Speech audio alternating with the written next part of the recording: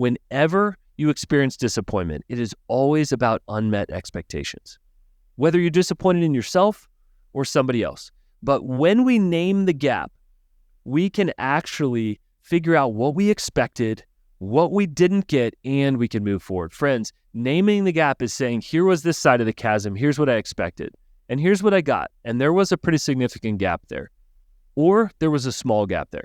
Here's the challenge. Sometimes we're disappointed at ourselves, sometimes we're disappointed at others. Sometimes we're disappointed others didn't show up well for us, but we didn't actually tell them we expected them to do that.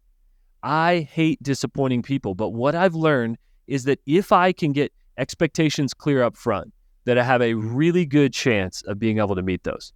We get it. You're busy. You want to grow, and we want to help. You're passionate about your craft because it deeply matters to you. Your faith is important. It's your foundation. At Stay Forth, we coach leaders to avoid burnout, live and lead with clarity, purpose, and from a place of health. We want you to experience long-term impact. Welcome to the journey.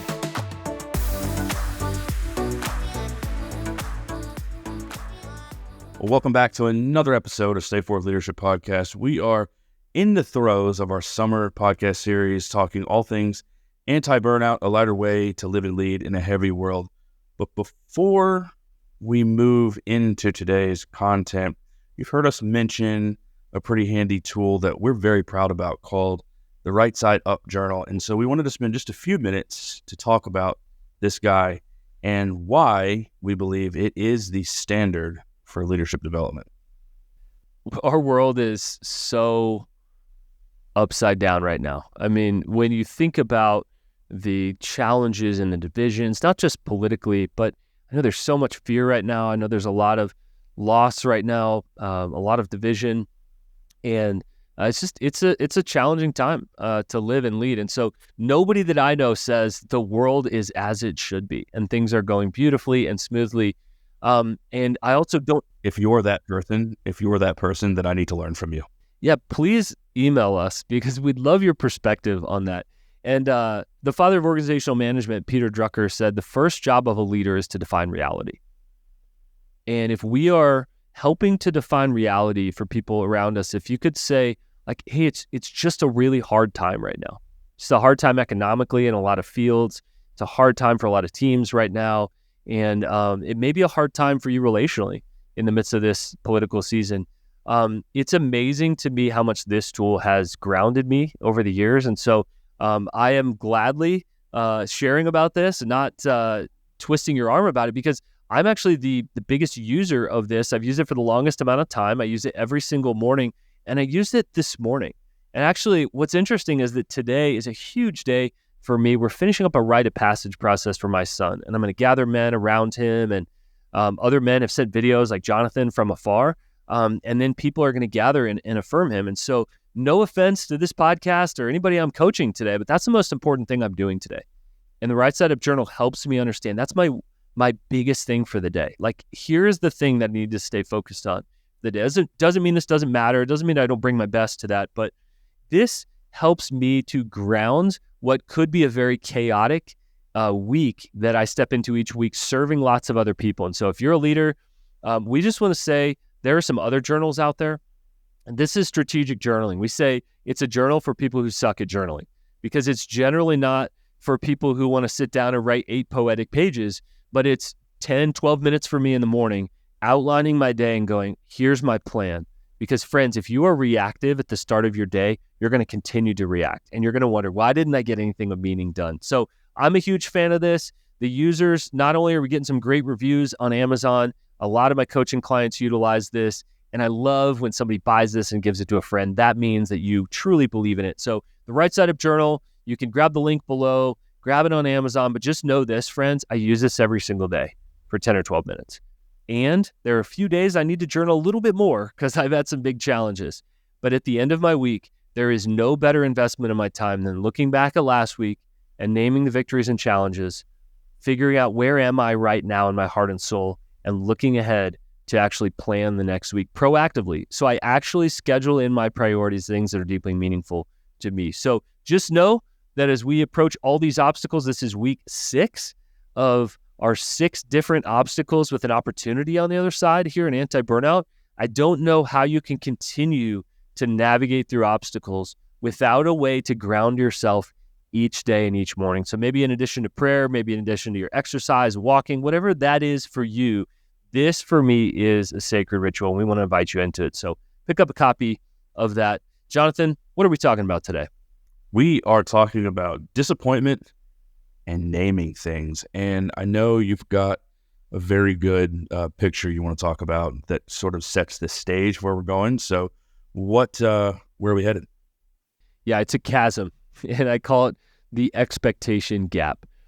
Many times, here we go, heading into the cave. But just imagine a huge, ravine or a gorge, and that's often the difference between what we expect and what we get.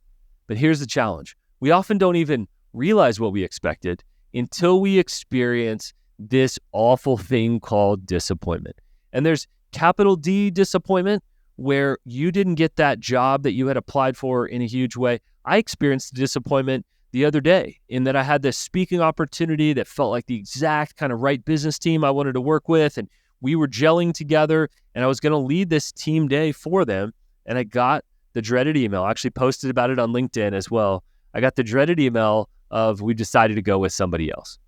And that disappointment, that's tough. I wanted to serve them. It was a great opportunity for me, and I felt like it was the right opportunity for them, and they needed this context of anti-burnout for this important business work that they do. But to be able to name that was disappointing, be able to take a few hours to just let that soak in, and then to be able to say, I wish I could have gotten that and influenced them in this way, but I'm going to move on. I'm going to move past. I'm going to move through, was helpful for me. Whenever you experience disappointment, it is always about unmet expectations, whether you're disappointed in yourself or somebody else. But when we name the gap, we can actually figure out what we expected, what we didn't get, and we can move forward. Friends, naming the gap is saying, here was this side of the chasm. Here's what I expected, and here's what I got. And there was a pretty significant gap there, or there was a small gap there. Here's the challenge. Sometimes we're disappointed at ourselves. Sometimes we're disappointed at others. Sometimes we're disappointed others didn't show up well for us, but we didn't actually tell them we expected them to do that. I hate disappointing people, but what I've learned is that if I can get expectations clear up front, that I have a really good chance of being able to meet those. Jonathan, you know that. I'm big on expectations. Whether we're bringing somebody new on our team, whether it's a project or a deadline, I've found that just saying, okay, so is this the date we can expect this? How long do we think this will take? Little things, big things. How do we show up to this meeting? As little as that is, if we don't name those, we are going to create frustration and disappointment accidentally around those. Kind of one story, and then if you want to share anything about disappointment, I'm sure you've never disappointed anybody else, Jonathan, but if you want to share any disappointment stories, feel free. I was hosting an apprenticeship, and that's kind of how I cut my teeth in coaching, and I loved doing this. But what I've found is that people carried these secret expectations in, and they would actually move here to Colorado to be with me and learn with and from and around me for 15 months. And I'd expose them to different things. It was an incredible opportunity. I believe some of the best life experience out there. But they had some secret expectations they didn't name. And 2 or 3 times they get to the end of that apprenticeship, and they were not only disappointed, some of them were frustrated at me. And what we realized is they carried some secret expectations in that they had thought on the other side of this that may offer them a job. They had thought on the other side of this, it could bring compensation, even though we said there's no compensation in this area or that area. So I just don't believe we can be too clear with expectations, whether it's in a friend relationship or whether it's in a professional relationship. Any thoughts on either being disappointed by others or disappointing others? I think clarifying your expectations. I think disappointing others often comes from, for me, what I've identified the intent. My intentions were there, but if I didn't name them, and then there's nothing I can do with the impact on the other side of those. But when I felt disappointed, usually it's similar. I mentioned in earlier episode, I realized that I was getting very disappointed in a lot of my friendships, and It was that I was approaching my friendships with an unnamed expectation of they're going to fix some things I'm dealing with. And I had to stop, and I was like, all right, they're not equipped to do that. They're like, that's devaluing this relationship. And so I had to manage those expectations myself, and then realize, okay, what are the relationships out there that are better suited for this? Otherwise, I'm just going to end up disappointing, and cynicism creeps in, and you end up, souring those relationships. Yeah, you end up getting to that spot where you say, oh, people are always going to let me down. This is always going to end this way. I know their intentions or their motives are this. I'm alone. No one understands what I'm dealing with. Yeah. And if you're dealing with cynicism, then you need to go back upstream and say, what did you expect? And it's usually an unnamed expectation. Brene Brown calls those stealth expectations. They were stealthy. They snuck in there. They were unnamed. Whether it is your marriage relationship, whether it's a friendship, whether it's a coworker, another thing to pay attention to is resentment. If you've been disappointed a bunch of times, you begin to resent them. It's under the surface. It's dangerous. We easily carry it, and we just think, oh, they're never going to do this, or that's just not who they are. They're not going to serve the team in this way. Heads up, you are carrying stealth expectations, and it's incredibly dangerous. I want to read this from the book, and we'll lead you into the first question here. Naming expectations proactively is the easiest way to avoid disappointing others later. I want to encourage you, whether you're drawing up some kind of job contract or whether you are just working together on one small project with someone, what are the expectations here?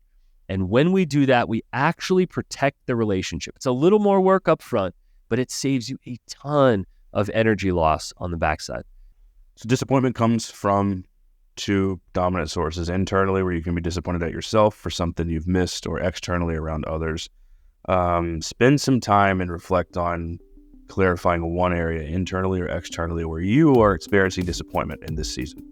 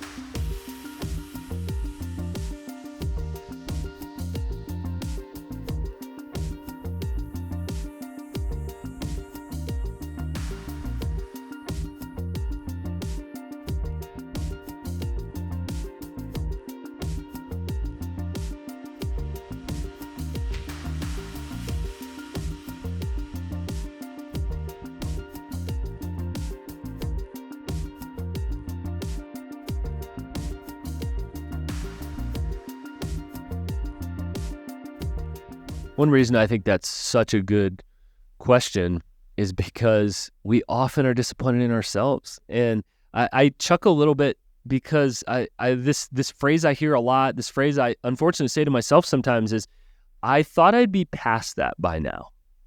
Maybe you thought you'd be past jealousy of somebody else getting the promotion or getting the Tesla or getting the opportunity when you don't. And you go, man, am I still wrestling with that? That's not helpful when you say, oh, well, I thought I'd be blank. What is helpful is to go back and actually name that, to go, what did I think at this point? And now what did I get? I'm telling you, friends, when you can name that gap, whether it's a few degrees or whether it's that massive chasm between those, then you can realize, oh, I guess I just thought I'd be perfect at this age, and it turns out that I'm not. I guess I just thought this, and here's what I got. Incredibly powerful, because many times we can do the damage to ourselves just as much, if not more, we can do the damage outwardly to other people. And leader, it is our responsibility to stay healthy. It's our responsibility to name expectations. And by the way, Maybe the project's halfway through or 90% through. You can go back and to say, hey, did I have the expectations right for this? I've experienced that even if you've hurt somebody, even if you disappointed or frustrated them, it's never too late.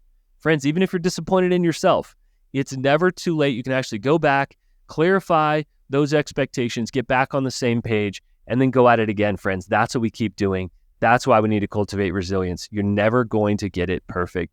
And you're probably beating yourself up for something that was a stealth expectation inside. Any other thoughts on that?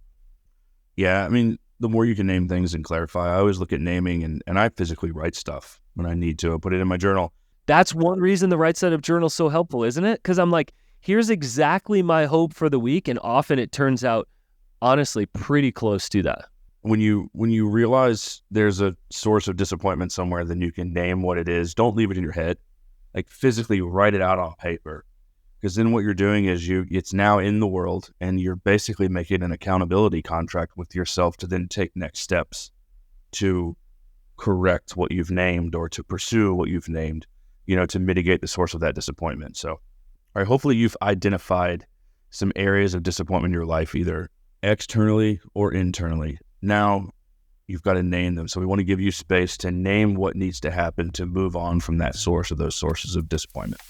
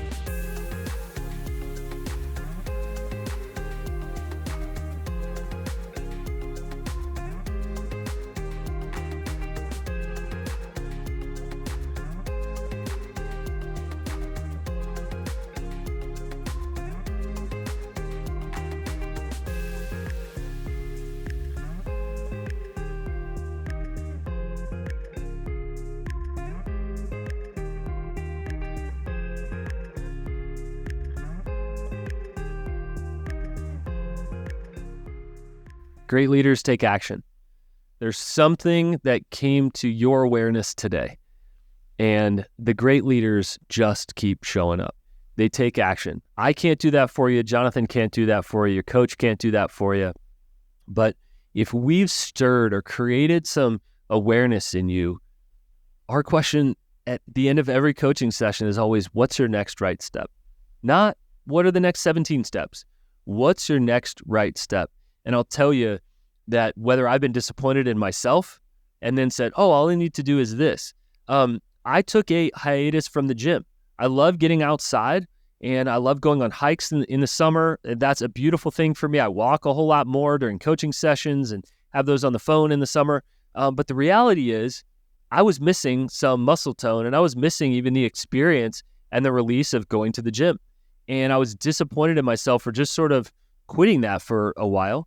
And then guess what? I had the opportunity to get back in the gym and to be able to take those steps. I'm still sore because I'm still in the first kind of 2 weeks of getting back into the gym. I'm not exactly ripped over here. Things haven't changed overnight, but I know, I'm the kind of person that course corrects in that. I'm the kind of person that could take a break from something, but also go back to it. So I just want to remind you of that.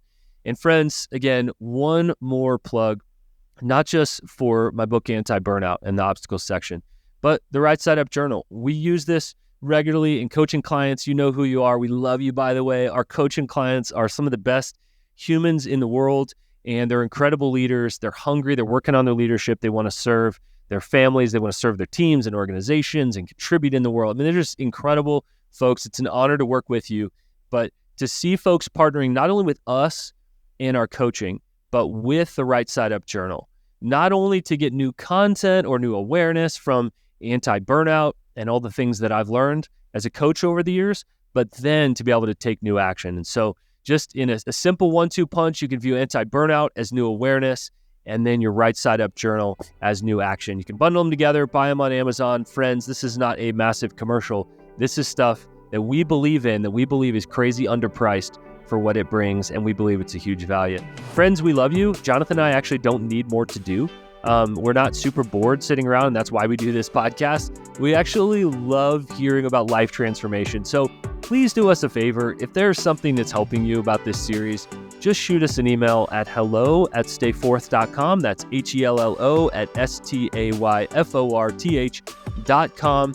Shoot us a message. You can also inquire there about leadership coaching or culture coaching.